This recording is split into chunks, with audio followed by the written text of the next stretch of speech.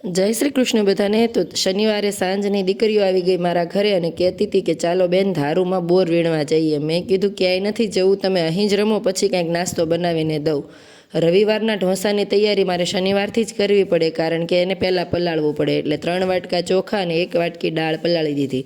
પછી મેં વિચાર્યું કે ભેળ બનાવીએ, દીકરીઓને ભેળ ભાવશે।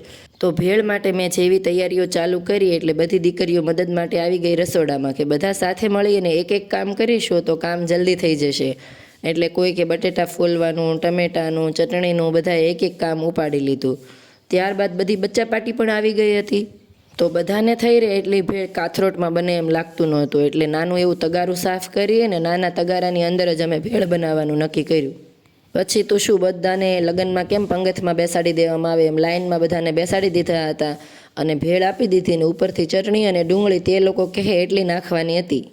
સાચું કહું તો આ આઈડિયા ફોજી સાહેબનો જ છે। જ્યારે દીકરીઓ આવી હતી ત્યારે હસબન્ડ સાથે ફોનમાં વાત ચાલુ હતી, તો તેમણે કહ્યું ધારુમાં બોર વીણવાને બદલે અહીં જ કંઈક બનાવીને દીકરીઓને બધાને જમાડી દો।